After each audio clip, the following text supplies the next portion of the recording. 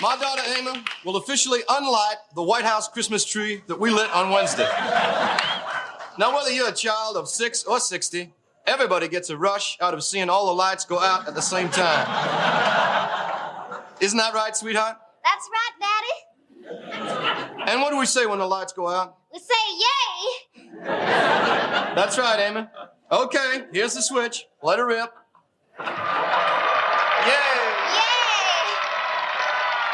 Did I do good, Daddy? Mm-hmm. Wasn't that pretty? Yeah. Yay! Live from New York, it's Saturday night.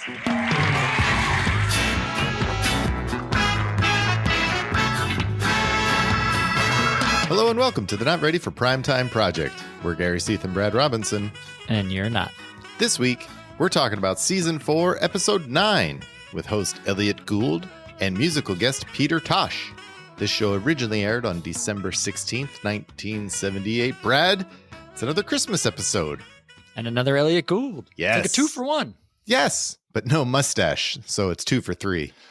So my first note on the monologue was, I miss the mustache. Yeah. Yes. I want mustache Elliott Gould back in the house. That was my first note watching the opening credits, because the card came up of him, and I was like, no mustache this year. All right. Well, he didn't have it the last couple of times. I know. Or at least the last one. But I don't know why. I did miss it. I mean, you know, the mustache makes the man. It's a hell of a stash. Exactly. But Elliott Gould back. What is this? Third or fourth time? This is number four. We haven't seen him since season 2. So yeah. It's like absence makes the heart grow fonder a little bit, I feel like. I mean, we always enjoy Elliott Gould, though. Yeah, I was genuinely excited to see Elliott Gould come back. I'm like, this is going to be fun.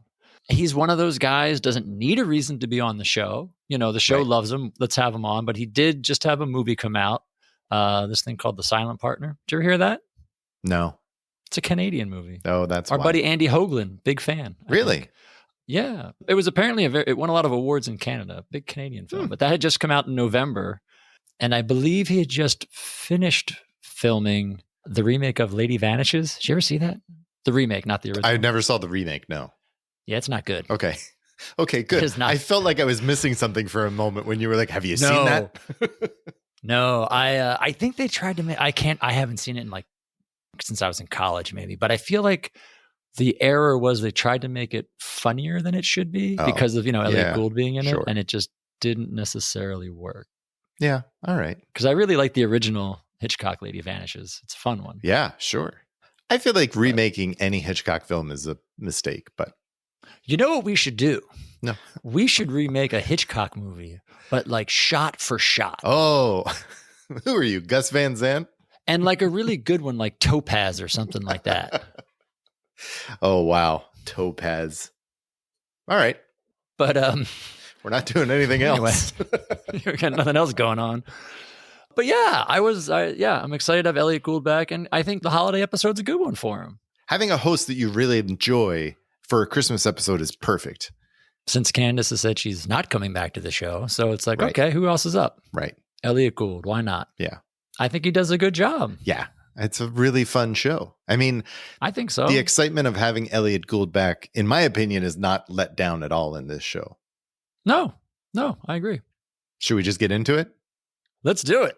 So the cold open starts with Dan, or President Carter from the White House lawn.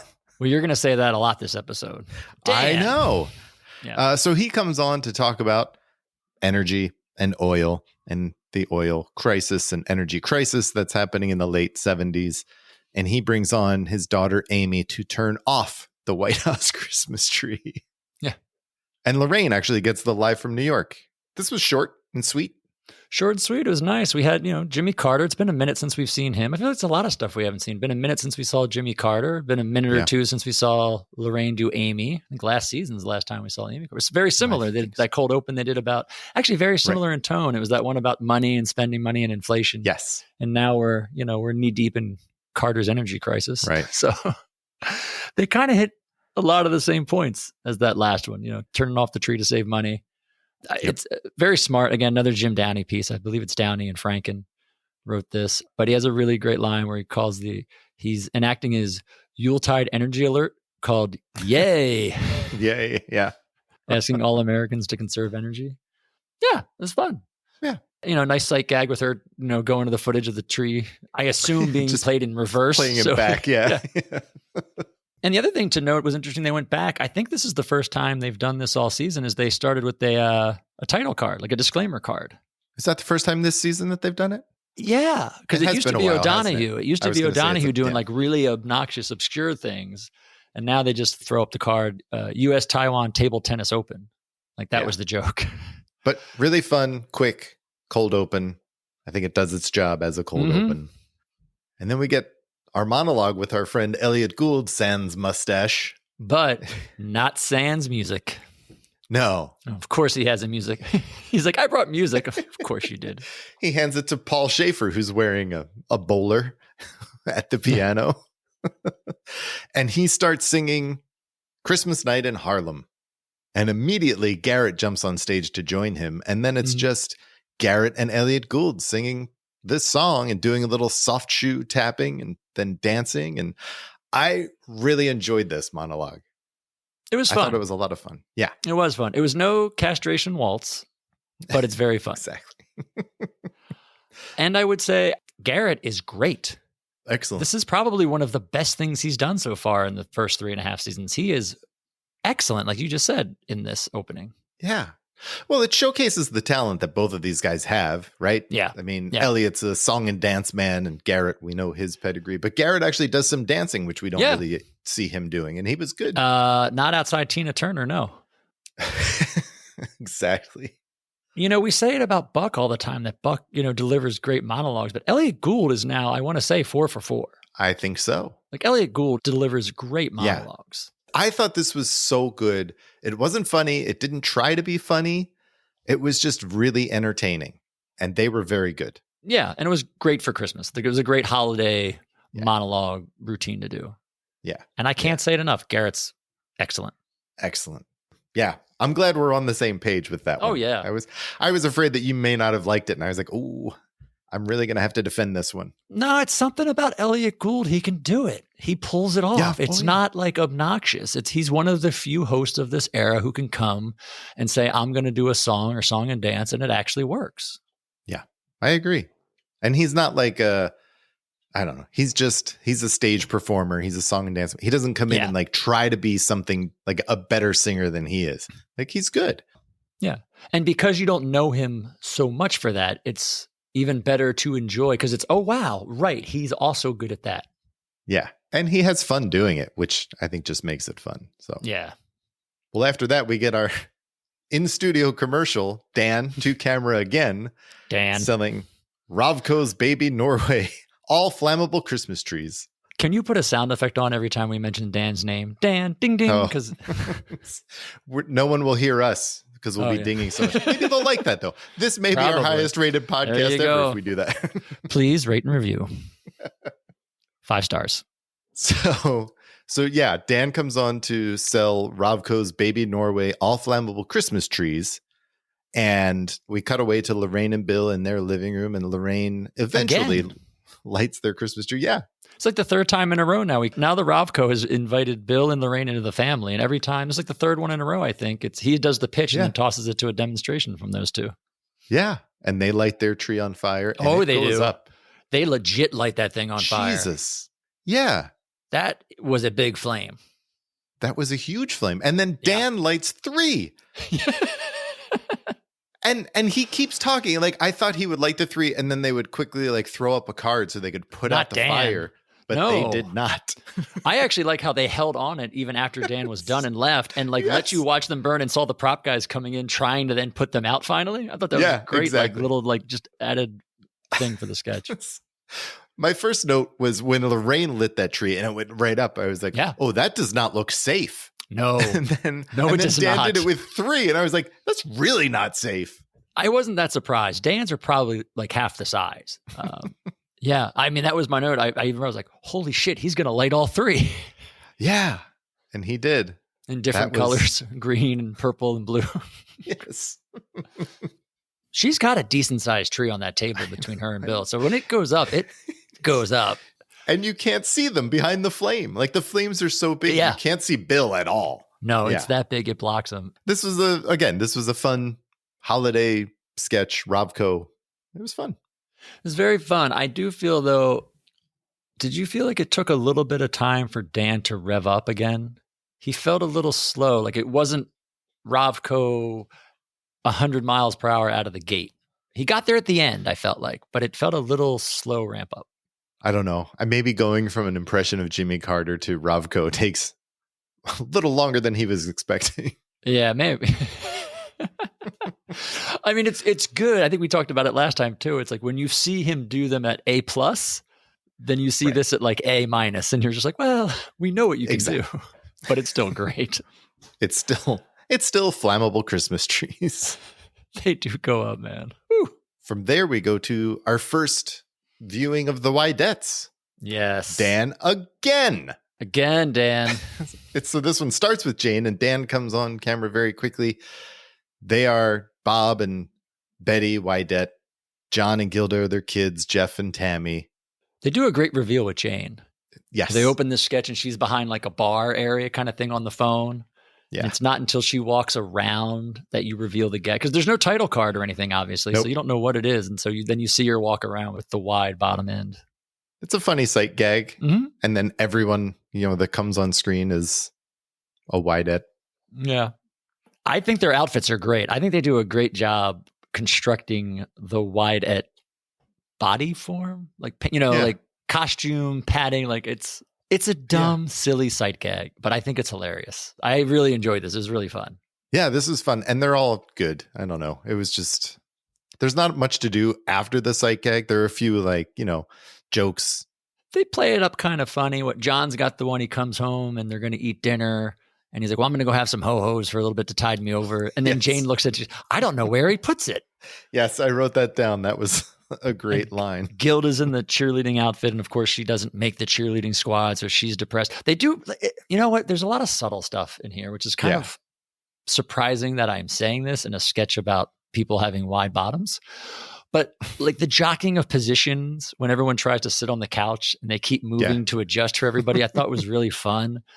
And then Elliott Gould walks in and he very subtly yet consistently stuffs his face with snacks and stuff from the bowl. He's like constantly talking and chewing. And then he brings a box full of fudge and like Gilda's in the corner, like scarfing that down. But even, then the sketch, they find their ending of there's a smoke alarm going off and Gilda's like, should we go check it? Elliott goes like, no, we should get out of here. And I was actually waiting for like a physical gag of them trying to squeeze through the door together and like not being able to make it out. I had the same thought. Yep. But as they all start to rush, even then Elliott Gould like reaches back subtly and like grabs 2 handfuls of M&Ms or pretzels or whatever out of the bowl on his way out.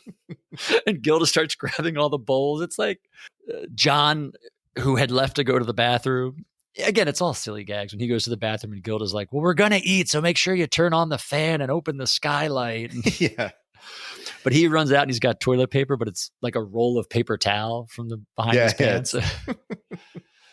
Huge. Yeah, it's so simple and silly, but it's like one of those instances where I think it works really well. They don't try to get smarter on it. It's just, here's what it is. And it's fun. Yeah. It's a silly, fun, pretty quick sketch. That's true. That's true too. Yeah. It doesn't outstay its welcome. No. I believe this is a Franken and Davis piece, which you could see. It's got that silly sensibility to it. Yep. I don't know. I feel like this is a sketch a lot of people will look back and going to bitch about for various reasons. I think it's fun. I think this first time we see it is fun. Yeah. I could see bitching about later occurrences of the Widettes. Right. As its premiere performance, it works well. Right. What was also good was Peter Tosh comes on to sing Don't Look Back. I mean, this is amazing. This is just I've always loved this wonderful performance. Yeah. I love the Mick Jagger of it all. I do. I mean, he sings on the song on the track as well. But I love the fact that he just shows up unannounced, probably to atone for episode 1. He probably realized how bad he left things. Right. But this is one of my favorite cameos of all time on the show. Yeah, I know you said that. I love this. Just because it's Mick? I think because it's Mick, but because who Mick is. I mean, you have the lead singer of the biggest rock and roll band in the world just show up. Yeah. I mean, granted, they have ties to Peter Tosh. I think Rolling Stones had just produced this album or this and the album before it. And Mick sings on this track. Keith Richards, I think, plays on a few. Peter Tosh was just opening for the Stones that summer on their tour, a bunch of dates. So the connection's there. But yeah, to have one of the biggest rock stars of the time just show up, I think is awesome. Yeah. Like Mick, whoever it was, there's someone of this level showing up, I think is really fun and really cool. I don't know. There were just certain aspects about his performance that, like, when he forgets the words, I was just like, come on, man. Or when he leans over from his microphone, which is 6 inches away from Peter Tosh's, and then sings into Peter Tosh's microphone right in front of his face. It was like, what are you doing? Well, this is the man who licked Ronnie Wood last time he was on that stage. So that is true. It does bring me to a question I had, though, that I wrote down. How high is Mick? Yeah. Because to everything you just said, that he is out there. I will say he was, for the most part, pretty subdued for Mick Jagger being on stage. Until he started taking his shoes off and kicking about. Yes, I give you that. Yeah. Well, also Blue Lou got the solo. Sounded great. Yeah, Blue Lou solo. Friend of the pod, Lou Marini. That's right. So it was great. It was a great musical performance. Yeah, I loved it. I like the song. Great song. I think it's done very well. It's a cover, a Temptations track that they covered, or he covered, I should say. And I can't stress the cameo enough. I think that just puts it. I mean, I probably would have enjoyed it if it was just Peter Tosh, but the fact that Mick Jagger comes out just puts it over the edge for me. Knowing how much I enjoyed the second performance as well, I'm like, yeah, Mick Jagger was fine. I didn't need him though, because I think I would have enjoyed it anyway. He's becoming your Paul Simon now. He's replacing Paul Simon on your list. I see what's happening. I don't like, if you listen to these shows, you'll notice that I'm not huge on cameos during musical performances. You say that like it happens a lot. We've had two. You love the Belushi coming in with Joe Cocker thing, which I just do not did love that. like. I did love that, yes. You like straight up regular. I got it. Yeah. You're very boring. I get it. Yeah, that makes me boring. Oh. Well, what's not boring, in my opinion, is our next sketch, Mommy Dearest. So the book, Mommy Dearest, written by Joan Crawford's daughter, Christina, had just come out a month prior to this episode airing. Mm-hmm. So it's pretty new, very fresh. And this is her memoir talking about her messed up relationship with her mother growing up. Yeah. It did get a lot of attention. Like, it was a big deal in the news. It was huge. And then it becomes its own film then they make years a movie later. Yeah, I think that's what everybody remembers more as the horrendous movie, Mommy Dearest. Right. With Faye Dunaway. Yeah. I thought this sketch, I really enjoyed the performances more than anything, except for Gilda's performance. You know what? So Jane is back, we should say, as Joan Crawford. We saw her last time with that, what was it called? United Face Bank sketch. Oh, yeah. Also an Elliott Gould episode, actually. Oh. But we've seen her do Joan Crawford before, and Gilda is back as, Colleen as her daughter. Christina. Well, it's like the character, that Colleen character she did of like the... Oh, right. Yeah. So it's like she's playing Colleen as Christina. Exactly. But for some reason, the juxtaposition of that character versus Jane's Joan Crawford, I actually liked it. I thought it worked well. Again, it's something else like you're not going to do today. People are going to bitch about it. But I think Gilda's very good, and I think she plays opposite Jane very, very well in this sketch. Yeah, I agree. I guess I was just like, why are you playing the Christina Crawford role as this character? That's a fair question. That is a very good question. I would say for laughs. It does get more laughs. The part where Joan takes her around, follow me, do what mommy does. Right. And she does the curtsy. Yeah. And Gilda tries to curtsy. I did laugh out loud when she fell down trying to curtsy. Yeah. I guess. Like, I just think there are other ways she could have played it rather than recycling this character. You're right. Yes.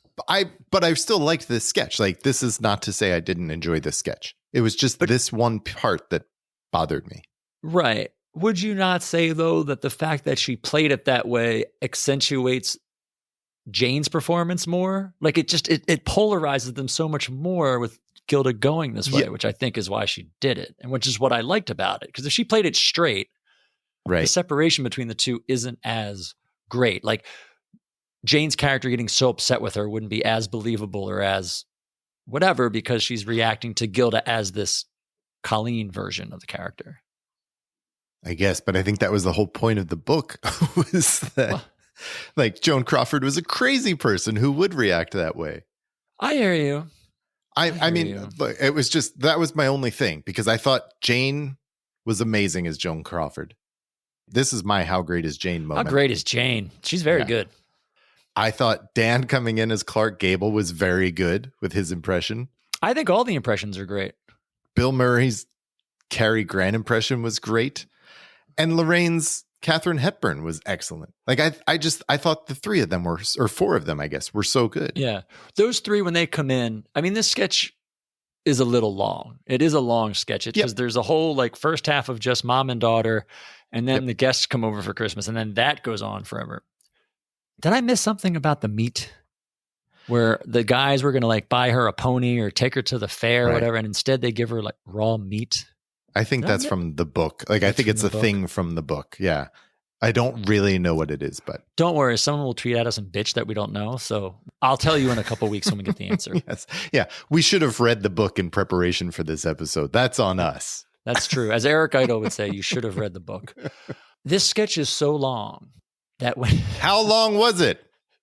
That when it finishes, I forgot it started with the daughter at a table writing the book, because the sketch is over and they fade out. I'm like, what the hell are they doing? And the voiceover comes back and it's the daughter writing. I'm like, oh, I forgot that's how this sketch started. Oh yeah, that was the thing. Oh right, that's how we got into this. Can we just say? I think we're. Yeah, I was gonna say, can we just give congratulations and props that they had a black maid in this sketch, and it was not Garrett in drag? Yes. How about that? I wrote down the happiest I probably was all night was seeing Yvonne Hudson come on as the maid and not seeing Garrett in drag. I just felt like that was a win for Garrett. That was a win for us. That was a win for Yvonne Hudson. Yeah. Everybody wins with that. I was so happy. Yeah, really good sketch. I really enjoyed it, even though it was a little bit long. A little long, yeah. Yeah. From there, we go to Weekend Update. We got a couple of jokes about Cleveland.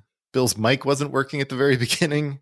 And then we go to Lorraine at Studio 54, interviewing John as Steve Rubell, who has powder all over his nose and face, talking about the cocaine that was found in the club. Yeah, because they had just raided, Studio 54 had just been raided. This was the big raid that kind of started the decline of Studio 54. I think within a year, him and the other owner, like they're in jail or pled guilty to tax evasion. This is like the beginning of the end for Studio 54. Yeah. But John makes a bunch of jokes about this. She asked him if he knew cocaine was in the premises. Sort of goes, I don't know. This must have all been happening right under my nose. Yeah. I mean, this guy. And I gotta say, John plays it pretty straight. I like John's performance in this. He's pretty subdued, and for a guy in theory, I get there's the joke. So he's covered with all the white powder, and you think it's coke. Right. And then at the end, he grabs a powdered donut and starts eating a powdered donut. Yeah.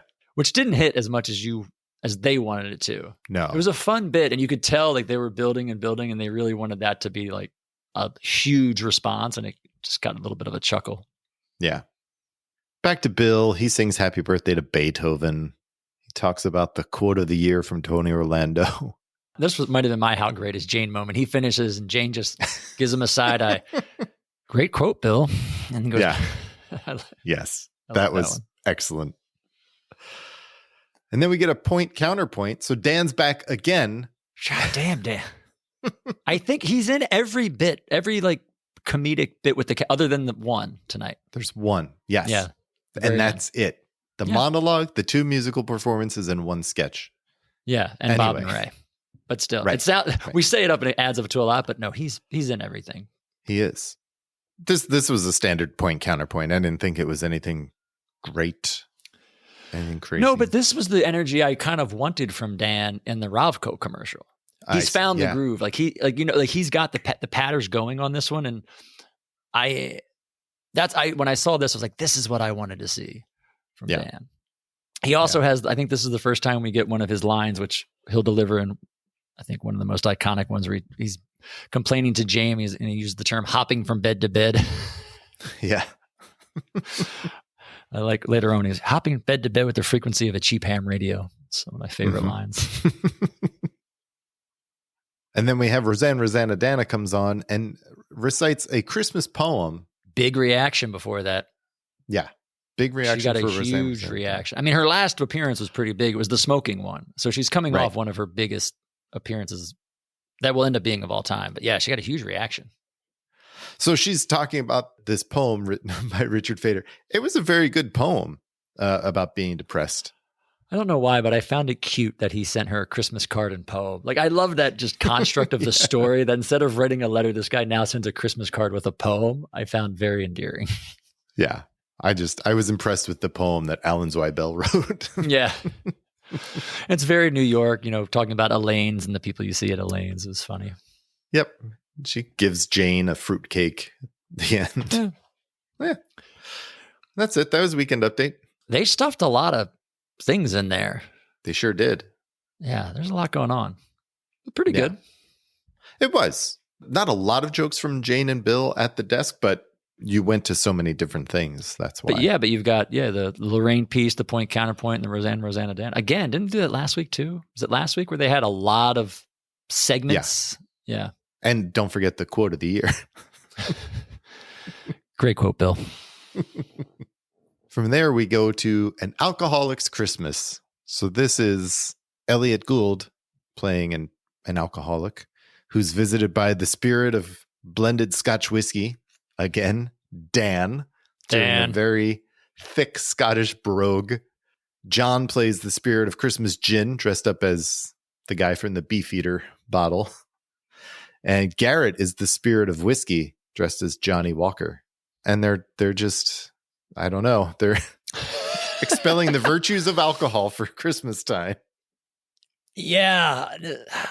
The performances were fun. And you saw everybody, because there's a segment in this sketch where after they're talking to Elliott Gould, Dan bursts into a musical number, which I'm only assuming because it was Chris.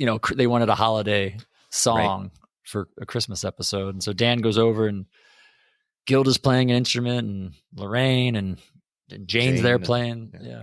But it's just not a very blatant laugh out loud funny sketch. Right. Brian McConaughey wrote this one, and it's a little bit more, for lack of a better word, mainstream than the other outings we've seen of his so far, on the show. True.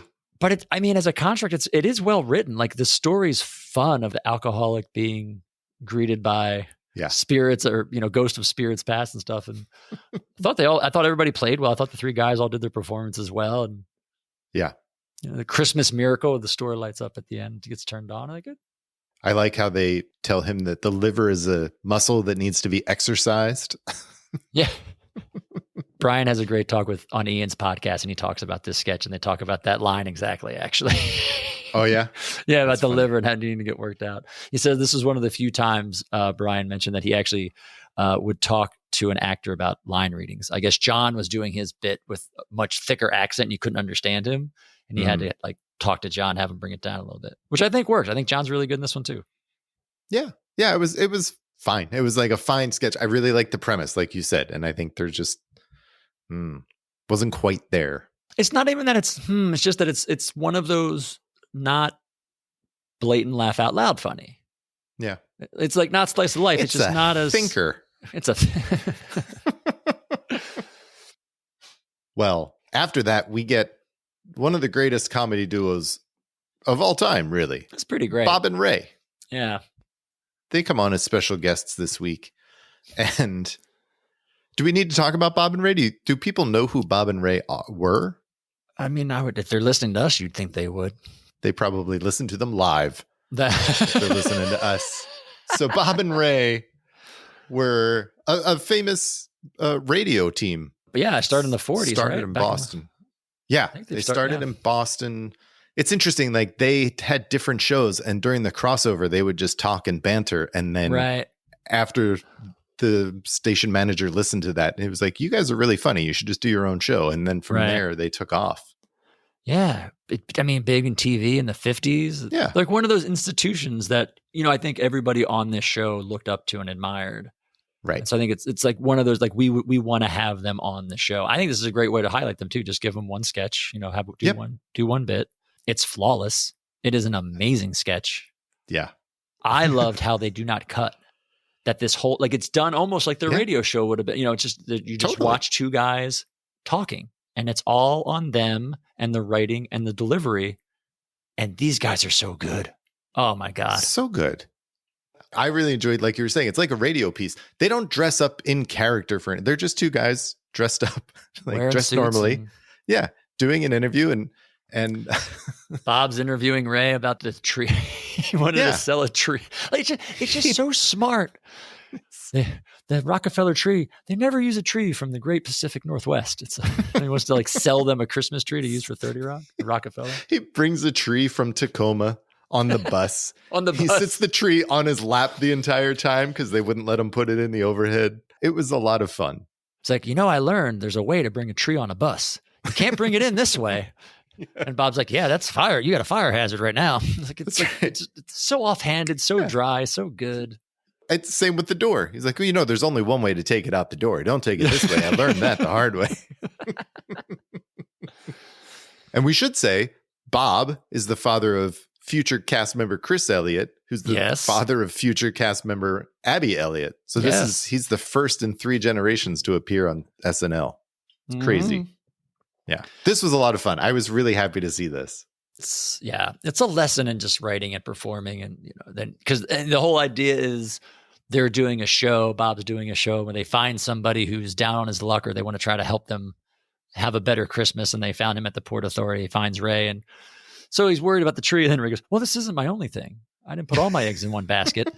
I didn't put all my eggs in one basket. Oh, you've got an ace in the hole. You bet. Do you have a few moments? Yes. I'd like to show you how I'm going to bail out. No, if this was my thing, I'd lose everything. Oh, you may have a happy Christmas after all, huh?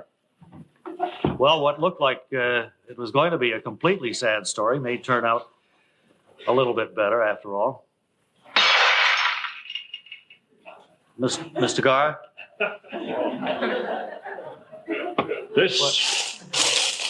This is my ace in the hole here. Mr. Garrett, what do you mean? What? Well, I mean, see, I'm a glass blower by trade, and these are all handmade Christmas decorations. I sell to Tiffany's and Saks Fifth Avenue. Expensive ones. $1,200 a piece, I guess. You must have $15,000, $20,000 worth of ornaments in there. This is my year's out. This is all hand painted. Well, I'm afraid this is 24 karat gold. I understand. I'm afraid we do have a rather sad story here after all, Mr. Garrett. But we want to make your Christmas a little bit happier and go back to Seattle with this Carpenter's extension rule. I think you'll find a great deal of use for it. Thank you very much for being with us. Happy Christmas. Take this Carpenter's extension rule. And he gives them And Ray starts to unfold it. Yeah. He's just like, okay. It's genius. It's genius. I watched this again today. It's how much I liked it again. It's so good. I just love how they just did their act, kept it's their sensibilities. It's very different than everything else that's going on in the show at this time. And it still works. It fits so well. Yeah, it really does. It's great. Well, don't worry, Gary. We'll see them again in a few weeks. Yeah. Because they are, they do a special for one of the off weeks. We saw the things we did last summer. In the springtime, they do a Bob and Ray special. So we'll have that to look forward to in a few weeks. A whole episode of Bob and Ray. That'll be fun. Looking forward to it. Speaking of fun, we get another sketch with the entire cast in it. This is something, again, this whole episode, a lot of people are in most of the sketches. Yeah. That's true. It's another St. Mickey's Knights of Columbus sketch. I love this sketch. Yeah. I love So again, John plays Frank Leary, running the meeting. Dan. He comes on as the secretary to, for meeting minutes. And I just love how he tries to tell a joke and it's a joke at John's expense. And it's just kind of like he gets that character. It's really funny. Yeah, he tells a bad joke poorly, very well. Yes. It's great. And Garrett is back as Father Bob Kumbutu from Tanzania to open the meeting with a prayer. Father Bob. This was fun. I really enjoyed that they talk about their team getting second place in the basketball tournament that they host for the first time in 15 years. And Lorraine comes up as the coach and accepts the trophy. I love Lorraine. I have always loved Lorraine as this coach. She's so good where she's going on and trying to be polite. And we should say she's a nun. Yeah. Yes, we should say that. Sister Serena. But she's going on at the end. She then starts bitching about the officials. Yeah, she's so good. And then Elliott Gould comes up as the coach of the winning team, and he's from some local synagogue. I forget what it is. Temple Bethel. Milt the Stilt Finkel. Thank you very much. It was a fine tournament. You had a fine team. Maybe just as good as ours. A bit shorter, perhaps, and not quite as aggressive under the boards. They seemed to lack the desire that's so important in a winner. Of course, Sister Serena's own defense was helpless against our fast break. And although the talent seemed to be there in some cases, it seemed they lacked the stamina to withstand our full court press for the whole game. Well, a lot of our guys remarked that they hadn't even worked up a sweat. We enjoyed it, and we're looking forward to next year. Thank you. His ramble is amazing. He just goes on and on talking about what they could have done and should have done, and maybe this could have been better. And this priceless. Elliott Gould shines like no other in this sketch. Yeah. And then they're all singing different Christmas carols and no one remembers the words. It was just really well done. Except even for before Milk that, Distilled. they give out an award for most sportsmanlike. That's the award they give out. Most sportsmanlike. And of course it goes to John's son, Jocko. I love this sketch. Again, Brian Dole Murray sketch. This is the second time. This is written so well because, again, you get everybody involved. Yep. But not in like a forced way. Everything works. You get Bill out for 30 seconds. He gives a line. Do you want to say anything? And he's like, oh, thanks. But all serious, the officiating could have been better. And John like pushes them aside. They bring the women out. Jane and Gilda, I think, do a great job saying nothing. As the cooks. Like they literally stand behind them like as the meek women. Right. Not wanting to draw any attention to them. Like they do an amazing job. I've always loved this sketch. This is one of my favorite sketches of the era. It's great. And at the very end, they all go to the bar. The meeting's over, go to the bar. And the camera pulls out. Everyone leaves set except for Jane and Gilda, who are cleaning up. Yeah, they start cleaning up the dishes dais and stuff. Yeah. It's great. It's so good. I like this one better, I think, because the first one was so focused on Chico, like in the Chico relationship with everyone. And this one just did a really great job of spreading it around. And everybody got their moment to shine. Yep. And they did. It was great. There's a part where Father Bob starts talking about his trip to Tanzania. And he brings the slides to show everyone. And John is like, sorry, the Boy Scouts were here last night. And they broke the slide machine.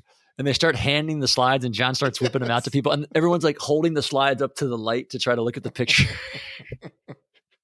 Yeah. So smart. It's so funny. And you see most of the writers too. Brian Doyle Murray, Brian McConaughey. Schiller's down there. Yeah. Downey. Yeah. Downey's down there. And it's late again. This was like the last sketch of the night last time. It's another late night sketch. I think so, yeah. But it was good. It was a lot of fun. Mm-hmm. And it really, being so late, it kept that energy up and just kept the show going. Yeah, that's true. Yeah, definitely. Yeah. And then you get a break from having everyone on stage, and we get Peter Tosh comes on to sing Bush Doctor. Sans Mick. I thought this performance started out with a great 70s video trick by Davey Wilson of having Peter Tosh's face inset. I did make a note. Davey's having fun in the control room again. Yes, he is. Well, this song is about legalizing marijuana. Did you realize that? I did not. I didn't love this song. No? But I don't know it. It's it's one of those ones I didn't know. So yeah. I mean, I had to look it up. I was like, it was like title track of the album he just put out. But I didn't dislike it. I just didn't know it, and I didn't like jump into it. But performs it well. And without Mick Jagger. Yeah. Well, it's true. No, but you like he's this very song, good. Yeah, I did. He is very good. Yeah, he's very good. After this, we go back to the set that we had for the Alcoholics Christmas. Yes, we do. And we get another fire on set. That's right. Elliott Gould's selling Christmas trees, and he has a fire going in the barrel. And I was like, oh, that's another real fire. That's another real set. fire. Yeah. Yeah. With real Christmas trees hanging around it. So Elliott Gould's selling these Christmas trees. Bill is Honker peeing behind the Christmas trees. Yeah. Honker's back. Elliott Gould leaves to help Lorraine with her Christmas tree, who comes, she's a prostitute. I should say. She works at the You kind of buried the massage lead place on that across one, the but street. yeah, sure. Goes to help Lorraine. Unquote. Yeah. And then Bill, who doesn't work there, sells a Christmas tree to Gilda and Jane, who are mother and daughter, but have switched parts I like this that. time. And me too. And I thought they were both very good. They were good. Jane plays a decent small child. I can't remember many times we've seen her do that other than maybe like the slumber party sketch or something like that. But so it was fun seeing Jane play the little girl and Gilda playing kind of the upper class posh mom. They're fun. Yeah. Yeah. I thought it was a lot of fun. And I thought the juxtaposition of Bill and Gilda in this was a lot of fun. Like Bill is Honker. Yeah, that's true. Yeah. Bill's really good in this. He's very good. Because this is kind of the first time we actually get Honker in a sketch. I guess we that's saw it in true, the cold open, which was him just Right. kind of riffing. And then I don't count New Orleans. So, Right. Yeah. So we see him in like a proper sketch format. I think he works really well. I really like the character in this sketch, interacting with other people and like within a story construct. It was really fun to see. And he's got great lines. He's like, oh, there goes Santa's birds right there. Like Santa's birds. Santa's birds. Don't tell Santa. Yeah. And then they're asking about the tree and he pulls it and goes, well, they say this is a spruce tree. Norwegian spruce. It's like, what? I love when she's like, can you help us tie it to the car? He's like, I don't have any twine, but how far are you going? And they say 10 blocks. He's like, oh, just get on top of the damn thing and hold on. The lines he does about the price, because well, it's like $1.50 a foot, and well, I'm about 6 foot, and this is so. He's like, well, it's Christmas time. You got a tent for in there? Yeah. I thought Bill was excellent in this sketch. Yeah.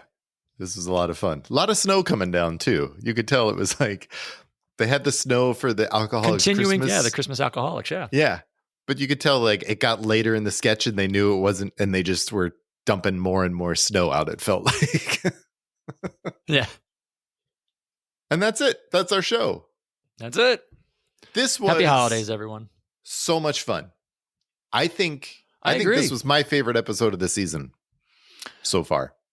I might put it under Eric Idle. It's definitely top 2 so far. I mean, these last 2 have been the best. They definitely found a really nice stride heading into the holiday break. Yeah. It's also quite a holiday break they get. I noticed they don't come back for 6 weeks.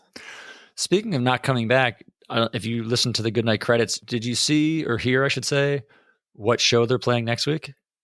I didn't pay attention to it. They're playing the Miskell Spillman show. Oh, that's right. So yes, for I did. all the hubbub about Elvis Costello and they're playing it the next year at Christmas. That's right. Yeah. Good point. I thought this was a really good show. Really fun show. Again, Elliott Gould. It was. Yeah. It was an easy show, I feel like. Yeah. The hardest quote unquote sketch was Brian's sketch, I think, the Christmas Alcoholics. As far as like difficult or like thinking sketch. Everything else was kind of very low hanging fruit, very easy laughs. And I don't mean it in a bad sense because I think it all worked and I personally enjoyed it all. Yeah, no, I think that's true. But I don't know. Maybe sometimes they're reaching too hard and they don't hit what they're going for and it doesn't work. But this show worked. I think so. Well, Brad, what are your best bits? I think we have to talk about this. Okay. Because that's started what we're doing. Well, because I ended up with a list, like a laundry list, like almost the whole episode. I have almost the whole episode. Hey, Brad, what are your worst bits? What didn't make your list? Nothing. Oh my God. You really like the show. Yeah, I think the worst is the wrong word. I think my least favorite sketch was Christmas Alcoholics. And that's not a bad sketch. It's a good sketch. So I started writing, I had Knights of Columbus because it's one of my all-time favorite sketches from this era. Sure. Don't Look Back. It's one of my favorite musical performances. I really enjoyed the Widettes. I thought it was a lot of fun. Yeah. Then I was like, well, Bob and Ray killed. So how do you not put Bob and Ray on? Yep. And then Bill in the tree sketch, the Dubs Trees at the end, was phenomenal. So I was like, I pretty much have almost everything. I don't know what to take off. I really liked Mommy Dearest too. For as much as I was saying I didn't enjoy the way Gilda played it, I really liked that sketch, even if it was a little bit long. I just really enjoyed everyone's impressions that they were doing, and I thought they did them all well. I agree with you. I don't think there's much from this episode that I didn't enjoy. Even the beginning, like the cold open, was so short and sweet and exactly what it needed to be to lead into this show. And the monologue was great. Like, oh, fuck the monologue. That's right. Yeah. There's, and an episode where you have multiple fires on stage. Just I don't know how you like whittle it down to 2 or 3. I forgot the monologue. Yeah. I don't know. There's a lot. You could watch this whole episode and have fun. I think so. Well, maybe that's just what we go with. Just watch this episode. This is a really good episode. Yeah. Well, I'm glad we feel good about this show. This was a really, really fun one. And I agree. 2 in a row. I think we got 2 in a row good ones. Middle of the season, feel good. And I feel good about what's coming up next week. I was going to say, they're coming back with Michael Palin. Yeah. So it's a really strong middle of the season. Next week, we'll be back to talk about season 4, episode 10 with host Michael Palin and musical guest, the Doobie Brothers. Well, all right, Michael Palin. Oh, British fellow. Get ready, everybody. British fellow. There we go. That can only mean one thing. Until then, this is Gary Seath reminding you to write if you get work. And this is Brad Robinson reminding you to hang by your thumbs. Thanks for listening to the Not Ready for Primetime Project. If you're enjoying what you're hearing, please take a moment to rate and review the project wherever you find us. You can also drop us a line to let us know what you liked or didn't and what else you might like to hear in the future at nr4ptproject@gmail.com. And lastly, you can find us on social media everywhere at nr4ptproject. Thanks again for listening. Have a pleasant tomorrow. I think they also opened for the Stones on that last tour. Yes, I believe they did. And Eddie Money. I think that was the tour Eddie Money, and he was on. It was like everybody opened for him on that. Everybody. Did Lauren just follow the tour and then book people on the tour? I don't know. Southside Johnny opened one show, I think, if I remember. I just remember like all the acts on that show. I was like, Jesus.